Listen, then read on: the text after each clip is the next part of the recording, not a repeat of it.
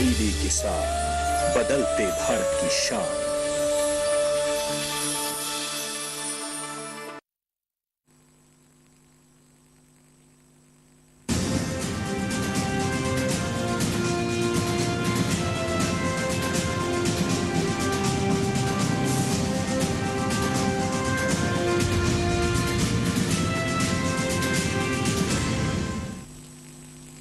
किसान समाचार में आप सभी का स्वागत है। सबसे पहले मुख्य समाचार।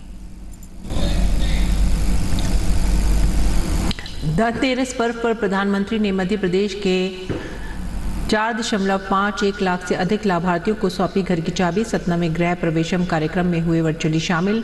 कहा, पीएम किसान सम्मान निधि किसानों के लिए किसी वरदान से कम नहीं। 16,000 करोड़ सीधे पहुंचे किसानों के खाते में। मनरेगा मातृ वंदना के पैसे भी पहुंच रहे हैं खाते में।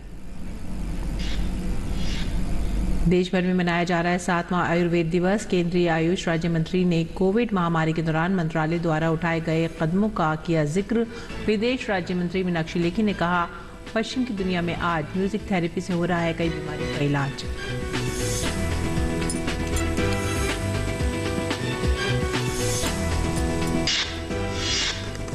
बांग्लादेश की ओर बढ़ रहे सितरंग चक्रवात से पूर्वोत्तर पश्चिम बंगाल और ओडिशा में होगी बारिश। भारतीय मौसम विभाग ने बताया, चक्रवात मंगलवार की सुबह बांग्लादेश के तट को करेगा पार।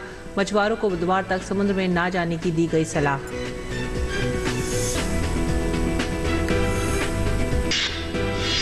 देश भर में मनाया जा रहा है छोटी दीपावली का त्यौहार। दीपावली के उत्सव में डूबा देश। फूलों का बाजार भी अपनी सुगंध बिखेरने के लिए तैयार। फूलों की बढ़ती मांग से किसानों में उत्साह।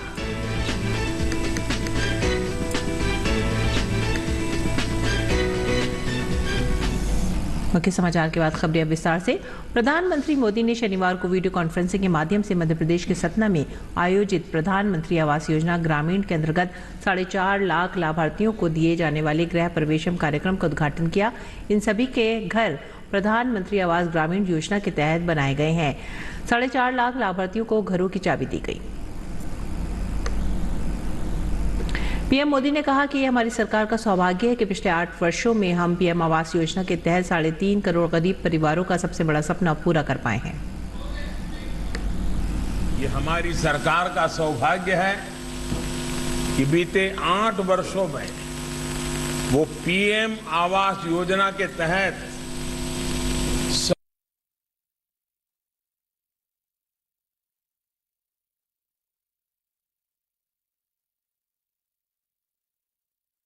ऐसा नहीं है हमने ऐसे ही घर बनाकर दे दिए, 4 दीवारें खड़ी करके दे दिए। हमारी सरकार गरीबों को समर्पित है, गरीबों की है।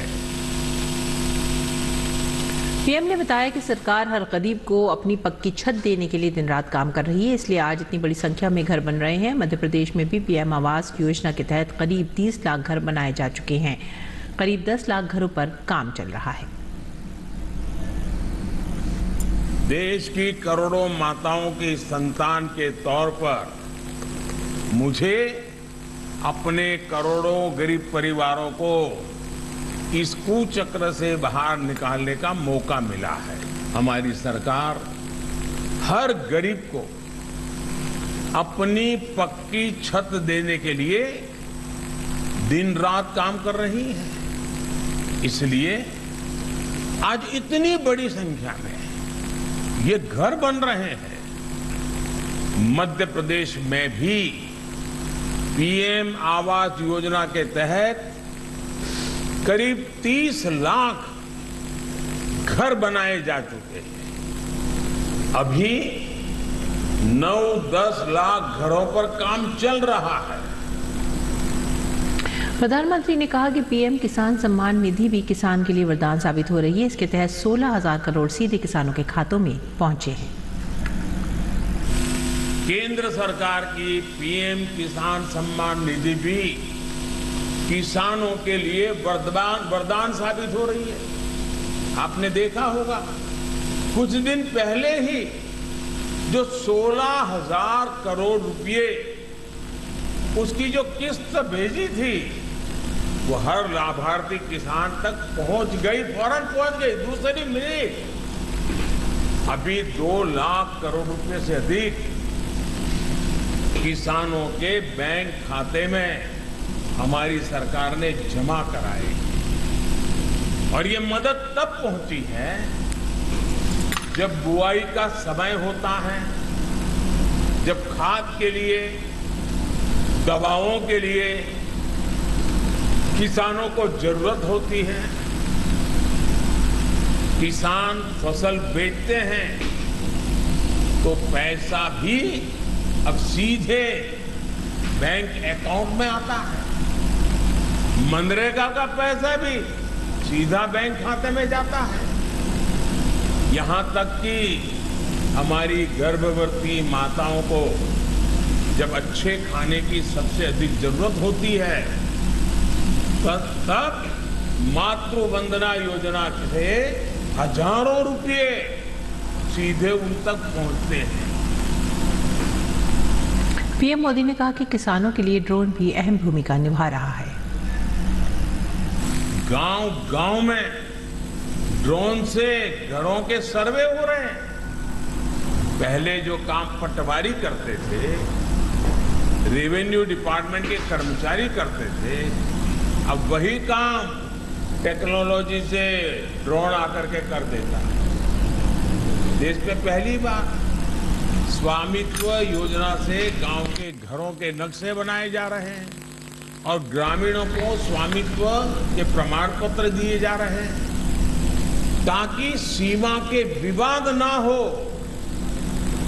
घर पर कोई अवैध कब्जा ना कर सके और जरूरत पड़ने पर बैंकों से लोन भी मिल सके। इसी प्रकार जब खेती में भी बड़े पैमाने पर ड्रोन के उपयोग पर बल दिया जा रहा है।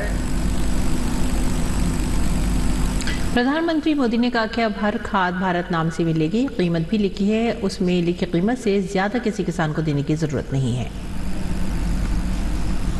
एक बहुत बड़ा कदम हमने किसानों के लिए उठाया है। देश भर में अभी जो लाखों खाद की दुकानें हैं उनको प्रधानमंत्री किसान समृद्धि केंद्र के रूप में विकसित किया जा रहा है। अब किसानों को जरूरत का हर सामान एक ही जगह पर इन्हीं किसान केंद्रों पर मिलेगा। अनेक कृषि उपकरण, यहां तक कि भविष्य से ड्रोन भी इन्हीं केंद्रों पर किराए पर उपलब्ध होंगे। यूरिया को लेकर भी बहुत बड़ा कदम उठाया है। अब कौन सी कंपनी की यूरिया लें, कौन सी न लें, इस मुश्किल से किसान को मुक्ति मिल गई है। अब हर खाद भारत नाम से ही मिलेगी। इसमें कीमत भी साफ साफ लिखी है। जितनी कीमत लिखी है उससे ज्यादा किसान को देने की जरूरत नहीं है। मुझे पूरा विश्वास है कि ऐसे प्रयासों से किसान का, गरीब का जीवन आसान होगा। देश भर में 7वां आयुर्वेद दिवस मनाया जा रहा है। इस वर्ष का आयुर्वेद दिवस हर दिन हर घर आयुर्वेद की थीम के साथ मनाया जा रहा है। नई दिल्ली के विज्ञान भवन में आयुष मंत्रालय द्वारा कार्यक्रम का आयोजन किया गया। कार्यक्रम की अध्यक्षता केंद्रीय आयुष मंत्री सर्बानंद सोनोवाल ने की। कार्यक्रम में जनजातीय मामलों के मंत्री अर्जुन मुंडा ने कहा कि ये कार्यक्रम भारत को निरोग बनाने का है। उन्होंने कहा कि सभी निरोगी हों, यही हमारी विविधता का आधार है। ये कार्यक्रम भारत को निरोग बनाने का कार्यक्रम है। कई खोज इस तरीके से होती है जिसमें जब कोई बीमार होता है तो उस पर रिसर्च होना शुरू हो जाता है, पर हमारी ये पद्धति बीमार कोई ना हो इस पर रिसर्च शुरू हो जाता है। तो ये जो तरीके हैं, ये तरीके हमें अपना करके भारत के प्रभुत्व को हम अच्छे तरीके से गुणवत्ता युक्त प्रमाणित करने में सफल हो, ये हम सबकी कोशिशें हैं। और आयुष राज्य मंत्री एस मंजुपारा महेंद्र भाई ने कार्यक्रम को संबोधित करते हुए आयुष उत्पादों के निर्यात में तेजी से बढ़ोतरी होने पर खुशी जाहिर की। Current turnover of Indian Ayush industry is $18.1 billion, and the market size of Indian Ayush industry as a whole has grown by 17% during year 2014 to year 2020. Some other major initiatives are onboarding of Ministry of Ayush in the Ayushman Bharat scheme for establishing stand-alone 12,500 Ayush dispensary across the country, establishment of National Commission for Homeopathy and National Commission of Indian System of Medicine, launching of e-Aushadhi and Namaste portal, yoga locator। देश में अनार की खेती को बढ़ावा देने के साथ उत्पादन व विपणन के जरिए किसान किस तरह से अपनी आमदनी बढ़ा सकते हैं, इस विषय पर हमारे संवाददाता उप यादव ने बात की देश के जाने माने कृषि वैज्ञानिक एवं राष्ट्रीय अनार अनुसंधान संस्थान के पूर्व निदेशक डॉक्टर आर.के. पाल से। भारत में अनार की खेती महाराष्ट्र में बहुतायत में होती है।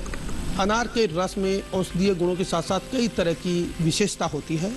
अनार की बागवानी कर किसान किस तरह आर्थिक रूप से सशक्त और मजबूत बने, इस विषय पर बात करने के लिए हमारे साथ मौजूद है इंडियन जर्नल ऑफ हॉर्टिकल्चर के चीफ एडिटर और राष्ट्रीय अनार अनुसंधान संस्थान के पूर्व निदेशक डॉक्टर आर.के. पाल। अनार की खेती की अगर बात करें तो इसका एरिया भारत में कितना है और कौन कौन से राज्यों में सबसे ज्यादा ये उत्पादन होता है? अनार का सबसे ज्यादा उत्पादन और सबसे ज्यादा एरिया है महाराष्ट्र में, उसके बाद कर्नाटका, गुजरात, आंध्र प्रदेश। अभी देखा गया जो ये अनार का एरिया इतना बढ़ते जा रहा है, ये राजस्थान और जैसे आपका उत्तर पूर्व राज्य जो है जैसे नागालैंड, उस जगह में भी बहुत अनार होने लग गया है। अभी जो अनार का भारत में जो एरिया है करीब 2.6 लाख एरिया है हेक्टर, और इसका प्रोडक्शन करीब है 24 लाख मेट्रिक टन। अनार की कौन कौन सी किस्में हैं जिनसे किसान अधिक उत्पादन ले सकता है? अनार का जो मुख्य किस्म है वो है भगवा। जो भगवा जो है महाराष्ट्र में ही उसको डेवलप किया गया है, और भगवा के अलावा और है जैसे गणेश है, मृदुला है, और हमारा एक नया किस्म जो डेवलप किया है जिसको इंडिया में और क्या दुनिया में सबसे पहला बायो फोर्टिफाइड वैरायटी है जिसको बोलता है सोलापुर लाल। अनार के प्रसंस्करण की बात करें तो मूल्य संवर्धन कर कौन कौन से उत्पाद प्रसंस्करण के जरिए बनाए जा सकते हैं? अनार को आपको छिलना है, उसको दाना जो है निकालना है, तो दाना निकाल के उसको अच्छी तरह से रखने के लिए जो प्रबंधन हमने किया है, दाना निकलने के बाद इसको 2 से 3 दिन तक ही रख सकता है फ्रीज में भी। बट हमने जो सोलापुर में अनार अनुसंधान केंद्र में जो टेक्नोलॉजी विकसित किया है उसमें आप 17-18 दिन तक रख सकते हैं। अनार दाना निकलने के बाद रह गया आपका छिलका। अनार का जो छिलका है वो छिलका का एक्सट्रैक्ट से हमने गोल्ड नैनो पार्टिकल एक प्रोडक्ट बनाया, जिस प्रोडक्ट बहुत ही अच्छा डायबिटिक के लिए उपयोगी है। अनार का अगर रस निकालो तो अनार का रस भी बहुत उपयोगी है, इसके अंदर बहुत सारे मतलब औषधीय गुण है। रस निकलने के बाद इसका जो बीज रह जाता है, बीज में जो तेल है, ये तेल बहुत ही महंगा तेल एवं बहुत ही उपयोगी है, औषधीय गुण इसके अंदर है, और ये तेल बहुत काम में आता है, जैसे कि स्किन के लिए आता है, इसके लिए मतलब आँखों के लिए अच्छा है, ये हार्ट के हेल्थ के लिए अच्छा है, ये स्किन के लिए अच्छा है, हार्मोनल इम्बैलेंस के लिए भी अच्छा है। ये अभी रिसेंटली देखा गया है कि कैंसर का भी प्रिवेंशन के लिए बहुत अच्छा है। अनार में पोस्ट हार्वेस्ट लॉसेस को कैसे कम किया जा सकता है? दूसरा, इसके जो बाई प्रोडक्ट है उनका उपयोग करके किसान अधिक लाभ कैसे ले सकते हैं? अनार को ठीक ठाक रखने के लिए एक तो अगर लो टेम्परेचर में रखे और उसको जो मॉडिफाइड एटमॉस्फेयर पैकेजिंग जिसको बोलता है, ये प्लास्टिक के ऊपर एक पैकेजिंग होता है, तो उस पे पैकेजिंग करके रखने से इसका पोस्ट हार्वेस्ट लॉस बहुत कम हो सकता है। अनार का जो वाइन बनाने के लिए भी तरीका हमने बनाया, एक बहुत अच्छा सा तरीका जो बिल्कुल स्पार्कलिंग क्लियर वाइन बन सकता है भगवा वैरायटी से। अनार की बागवानी कर किसान मूल्य संवर्धन के जरिए एक और जहाँ अधिक लाभ कमा सकते हैं, वहीं पोस्ट हार्वेस्ट लॉसेस को कम करके कम लागत में अधिक उत्पादन भी ले सकते हैं। मेरे से की कैमरामैन जगपाल के साथ मैं OP Yadav, TD news, Delhi. Bangladesh की ओर बढ़ रहे सितरंग चक्रवात से पूर्वोत्तर पश्चिम बंगाल और उड़ीसा में वर्षा हो सकती है। भारतीय मौसम विभाग के अनुमान के अनुसार ये चक्रवात लगभग मंगलवार की सुबह तिनकोना द्वीप और सन द्वीप के बीच से बांग्लादेश के तट को पार करेगा। ओडिशा और पश्चिम बंगाल में इसका असर रहेगा। दोनों राज्यों में आज से मध्यम और तेज वर्षा होगी। पूर्वोत्तर क्षेत्र में भी मध्यम वर्षा हो सकती है। पूर्वोत्तर क्षेत्र में त्रिपुरा और अन्य राज्य सरकारों ने जिला और आपदा प्रबंधन अधिकारियों से चक्रवात की स्थिति से निपटने के लिए अग्रिम एहतियाती कदम उठाने को कहा है। समुद्र में ऊंची लहरों के कारण मछुआरों को ओडिशा, पश्चिम बंगाल और बांग्लादेश तट से आगे बुधवार तक समुद्र में न जाने की सलाह दी गई है। राष्ट्रीय आपदा प्रबंधन समिति ने केंद्रीय और राज्य एजेंसियों की तैयारियों की समीक्षा की। राष्ट्रीय आपदा कार्रवाई बल ने राज्यों के लिए अपने दल उपलब्ध कराए हैं। समुद्री जहाज और विमान के साथ साथ सेना और नौसेना के बचाव और राहत दल को भी तैयार रखा गया है। दीपावली पर्व पर फूलों का बाजार भी अपनी सुगंध बिखेरने के लिए तैयार है। पर्व पर फूल मंडी में दुकानदारों और आड़तियों से लोग फूलों के लिए अग्रिम पेशगी देने लगे हैं। कोरोना के चलते पूरे 2 साल बाद फूल मंडी में रौनक दिखने लगी है। हालांकि बेमौसम की बारिश और पिछले दिनों आई बाढ़ की वजह से फूलों का दाम बढ़ गया है। बावजूद इसके इस दीपावली पर्व पर गेंदा, कमल, गुलाब के साथ साथ रंग बिरंगे फूलों की भी मांग बनी हुई है। फूलों का कारोबार करने वालों ने बताया कि इस साल बेमौसम वर्षा की वजह से फूल किसानों को काफ़ी बड़ा नुकसान हुआ है। इसीलिए उन्होंने भी उम्मीद की है कि दिवाली पर फूलों की बिक्री से उनके नुकसान की भरपाई कुछ हद तक तो कम हो सकेगी। आर्टिफिशियल फूलों के व्यापारी ने बताया कि दीपावली पर बड़े घरों और शोरूम में तोरण गेट बनाने के साथ लोग प्रतिष्ठान का भी फूलों से ही सजावट करते हैं। ऐसे में गेंदा और अशोक की पत्तियों की अधिक मांग रहती है। गुलाब, जरबेरा जैसे फूलों की भी खासी मांग रहती है। शहर में स्थानीय किसानों के साथ गेंदा के फूल कई बड़े शहरों में मंगाए जाते हैं। धनतेरस, छोटी दिवाली और दीपावली के दिन सबसे ज़्यादा फूलों की बिक्री होती है। सभी फूलों में गेंदा की सबसे अधिक खेती होती है। इस बार मांग अधिक होने के कारण उम्मीद की जा रही है कि गेंदा का भाव भी चढ़ेगा। उत्तर प्रदेश के मथुरा शहर में दीपावली के पर्व पर हुनर हाट का आयोजन किया जा रहा है। प्रशासन द्वारा शुरू किए गए हुनर हाट में विविध संस्कृतियों और हस्तशिल्प कला की झलकियां बिखरी हुई हैं। मिट्टी के दिए और रंग बिरंगे फूलों की खूबसूरती से हुनर हाट गुलजार है।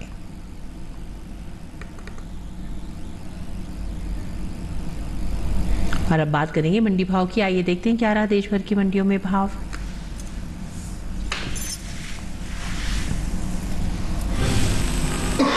कृषि उपज मंडियों में इन दिनों धनिये की आवक सामान्य है।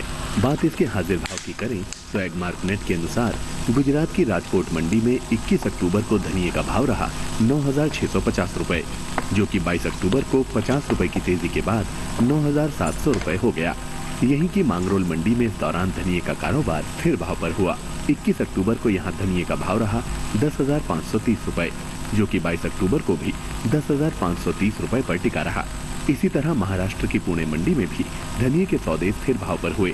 यहाँ 21 अक्टूबर को धनिये का भाव रहा 14,000 रुपए, जो कि 22 अक्टूबर को भी 14,000 रुपए पर बरकरार रहा। उत्तर प्रदेश की बात करें तो यहाँ की चौबेपुर मंडी में 21 अक्टूबर को धनिये की खरीद 11,850 रुपए पर हुई। 22 अक्टूबर को यहाँ इसका भाव 95 रुपए की बढ़त के बाद 11,945 रुपए पर पहुँच गया। पिछले साल के मुकाबले इस साल धनिये की उपज में लगभग 15% से ज्यादा की कमी अनुमानित है। कृषि मंत्रालय की ओर से बागवानी फसलों के लिए जारी दूसरे अग्रिम अनुमान के मुताबिक साल 2021-22 में 8,01,000 टन धनिये की पैदावार होने का अनुमान है, जो बीते साल की समान अवधि के दौरान 8,91,000 टन थी। यानी इस साल घरेलू स्तर पर धनिये की उपज 90,000 टन कम हो सकती है। बता दें कि देश से होने वाले धनिये के निर्यात में इस साल कमी देखने को मिली है। साल 2021-22 के दौरान धनिये का निर्यात 10% घटा है। भारतीय मसाला बोर्ड की ओर से हाल ही में जारी ताज़ा आंकड़ों के अनुसार वित्त वर्ष 2021-22 के दौरान धनिये का निर्यात 48,658 टन का हुआ है, जबकि बीते साल इस दौरान धनिये का निर्यात 57,359 टन का रहा था। यानी बीते साल के मुकाबले इस साल धनिये का निर्यात 8,701 टन घटा है।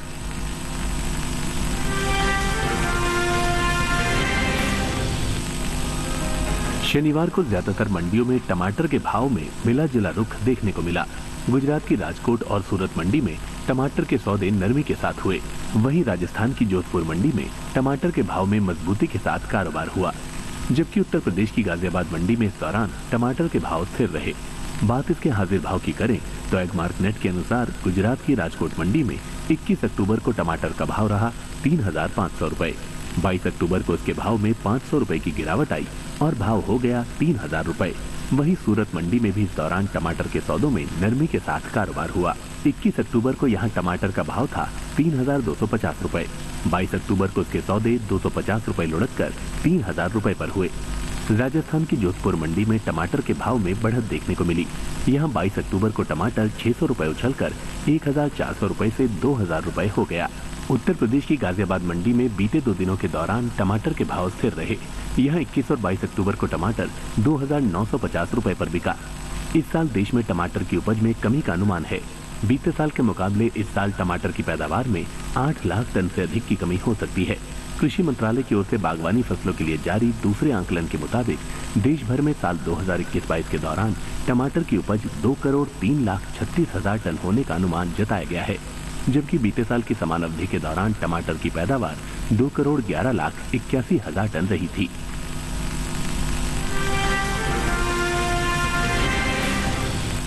और आइए अब जानते हैं मौसमी खेती के बारे में। किसान कैसे रखें अपनी खेती का ख्याल।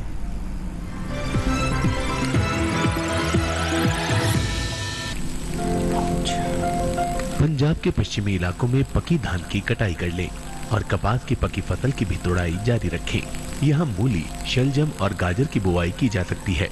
पंजाब के पश्चिमी मैदानी हिस्सों में टमाटर और मटर की नर्सरी लगाई जा सकती है। यहाँ के मक्का किसान पकी फसल की कटाई कर लें। इस समय यहाँ उड़द, मटर, सरसों और गन्ने की बुआई भी की जा सकती है। हरियाणा के किसान भी कपास की पकी फसल की तोड़ाई जारी रखें। हरियाणा के पूर्वी हिस्सों में धान और बाजरा की पकी फसल की कटाई कर लें। उत्तर प्रदेश के मध्य मैदानी हिस्सों में फूल गोभी और बंद गोभी की नर्सरी लगाई जा सकती है। इस समय यहाँ सरसों और उड़द भी बोई जा सकती है। साथ ही यहाँ के बुंदेलखंड अंचल में उड़द और मूंग की पकी फसल की कटाई जारी रखें।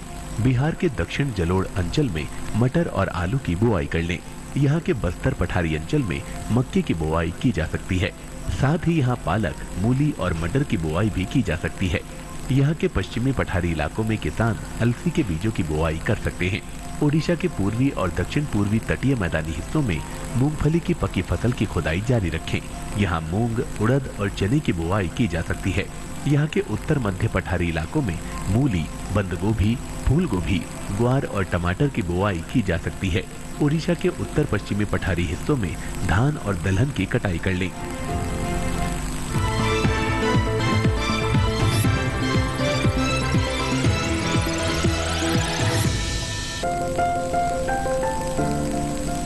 अच्छी पैदावार के लिए बेहतर किस्मों का चुनाव करना चाहिए।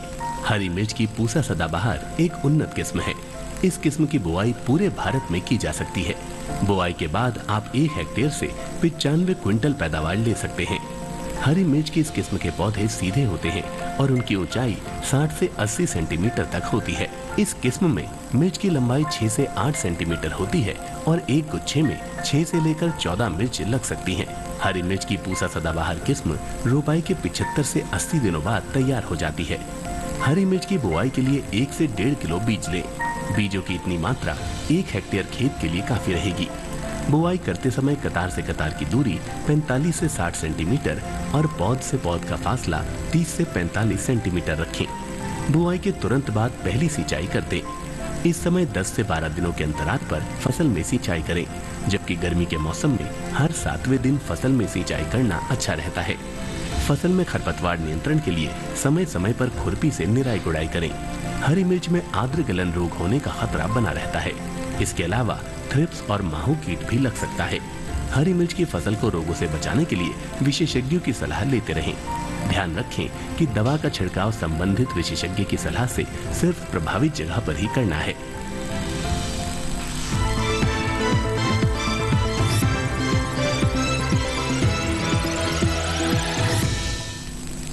और अब कुछ और खबरें खास खबर में। वाणिज्यिक मिशन की दिशा में इसरो का बड़ा कदम। Baahubali rocket 36 satellite launch. Rocket LMM-3 से छोड़े गए 36 उपग्रह। प्रधानमंत्री मोदी ने इसरो की इस उपलब्धि पर बधाई दी है। पीएम ने ट्वीट करके कहा, इसरो ने वैश्विक कनेक्टिविटी के लिए 36 ब्रॉडबैंड उपग्रहों के साथ भारी प्रक्षेपण यान LMM-3 का सफलतापूर्वक किया लॉन्च LMM3 आत्मनिर्भरता का उदाहरण है और वैश्विक वाणिज्यिक लॉन्च भारत की प्रतिस्पर्धात्मक बढ़ोतरी को दर्शाता है। देश भर में मनाया जा रहा है छोटी दीपावली का त्यौहार। दीपावली के उत्सव में डूबा देश। पौराणिक मान्यता के अनुसार भगवान श्री कृष्ण ने नरकासुर का किया था वध। केंद्रीय गृह मंत्रालय ने विदेशी फंडिंग से जुड़े मामले में कड़ा कदम उठाते हुए राजीव गांधी फाउंडेशन का FCRA लाइसेंस किया रद्द। कांग्रेस के शीर्ष परिवार से जुड़ा है फाउंडेशन। देश भर में मनाया जा रहा है 7वां आयुर्वेद दिवस। इस वर्ष का आयुर्वेद दिवस का विषय है हर दिन हर घर आयुर्वेद। इस दिवस का मकसद लोगों में आयुर्वेद के लाभों से अवगत कराना। भारतीय सेना ने जम्मू कश्मीर के पुंछ में LOC की आखिरी चौकी पर दीपावली का पर्व मनाया। जवानों ने 10,000 फीट की ऊंचाई पर दिए जलाकर एक दूसरे को मिठाई बांटी। ललित कला संस्थान दिल्ली में आज समकालीन कलाकार फरहत जमशेद अमूर्त लकड़ी और मूर्तियों की एकल कला प्रदर्शनी का उद्घाटन किया गया। पूर्व केंद्रीय मंत्री मुख्तार अब्बास नकवी प्रदर्शनी में हुए शामिल। इसी के साथ ही हमें दीजिए आज्ञा। नमस्कार।